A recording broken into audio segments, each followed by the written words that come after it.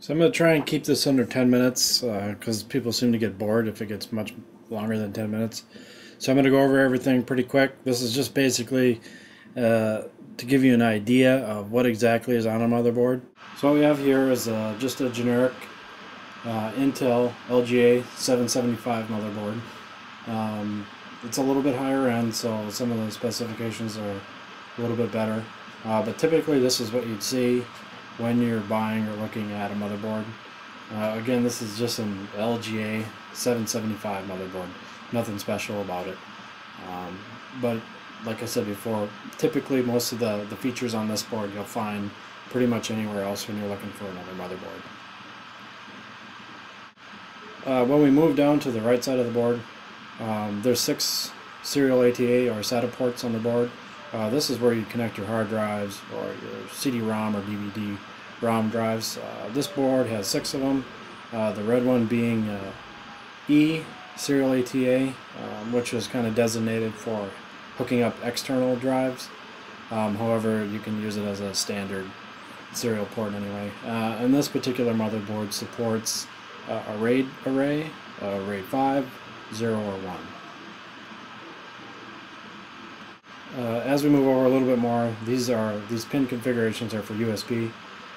Most cases come with some ribbon cable that you just can plug into these pins, and then you could use the front panel USB or maybe some extra USB ports on the system.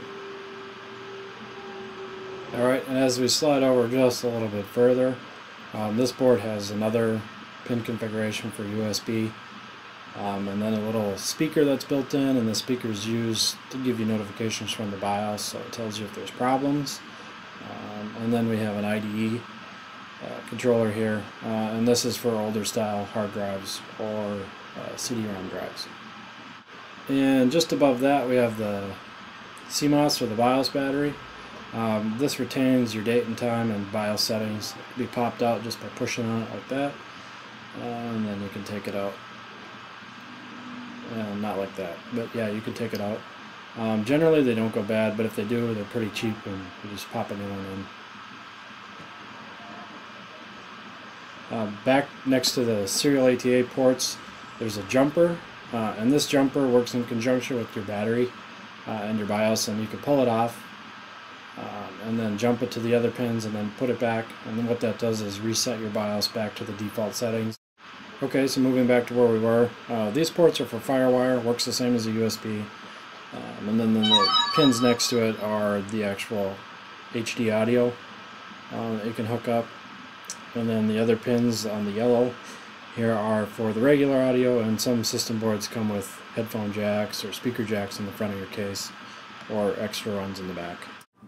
The next slot we're looking at here is a PCI slot. It is older and pretty much being outdated because it is slower, but you can still get sound cards, video cards, network cards are common to hook up to this port, but like I mentioned, it is a legacy port, and since it is a slower speed, it is actually becoming more and more out of date. So just to give you a reference what you can connect to this point, here I have a Wi-Fi adapter, and then that just plugs right into the slot, and it pretty much looks just like this. So just above that we have PCI Express 1X, and these are typically used for the same thing as the older PCI slot are used for. Some expansion for USB, FireWire, things like that. Not used as much either. This next slot's a 16X PCI Express slot. This is typically used by graphics cards. Some motherboards will actually have more than one, so you could use multiple graphics cards in SLI mode. And then normally you could see they have a little latch on the end to lock the graphics card down due to the size, weight, and usually heat. And just off to the side of that one, there's auxiliary power. This came about in the Pentium 4 days. It just provides extra power to the CPU. And that's a good thing to plug in when you're putting your system together. Otherwise, bad things happen.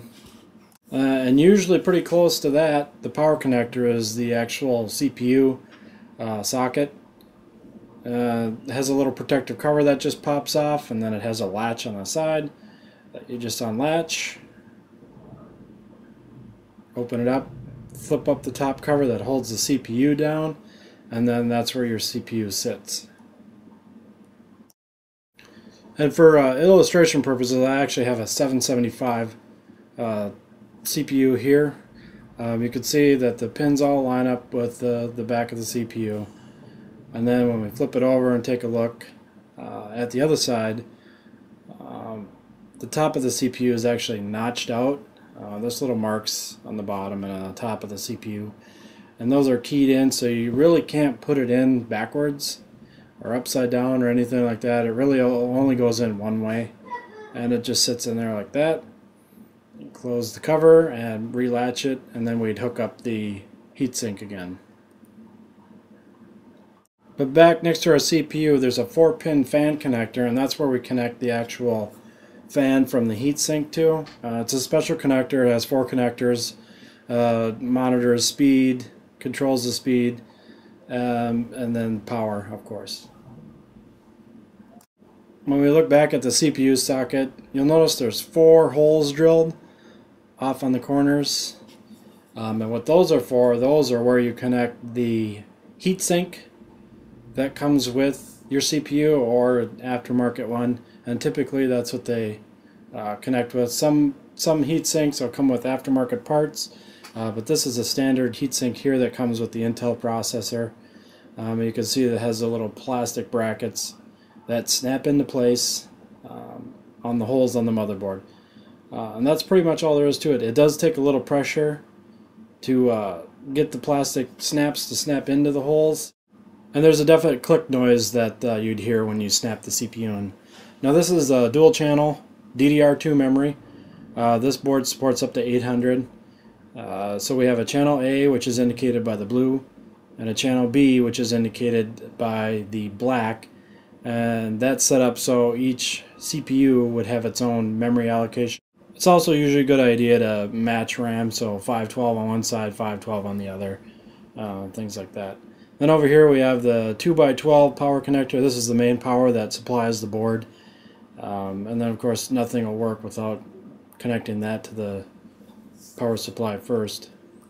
Then if we look just below that, this is the actual part that connects to your power switch, your LED, and your reset switch on the front of the motherboard.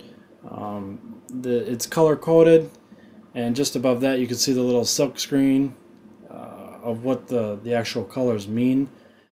And keep in mind the power LED and the hard drive LED are actually, they do have a polarity, so you have to get those right or your LEDs in the front of the case don't show up or turn on. So a couple other things on the motherboard that I didn't actually mention when we were going around. There are actually little fan connectors around the motherboard staggered around. This one only has a couple, and then there are 3 pins. It would indicate speed and then the actual power to the fan. Some motherboards actually have quite a few more, but this one just has a couple on it. As with most of the modern motherboards, you'll notice that there's more heat sinks. Like this one has a RAID controller on it, so it does RAID 0, 1, and 5, and that's what that heatsink is. And then the larger heatsink in the middle of the board is usually for the north or south bridge. Now on all the motherboards they also have the ports that hang out the back of the computer, and then this is where you connect most of your USB, keyboard, stuff like that. This particular model has onboard video and then DVI as well, and a number of USB, FireWire, more USB, Ethernet, and then of course sound, recording, output, input. And then lastly there's a neat little plate that goes on that protects it, makes it look pretty. And that's about it.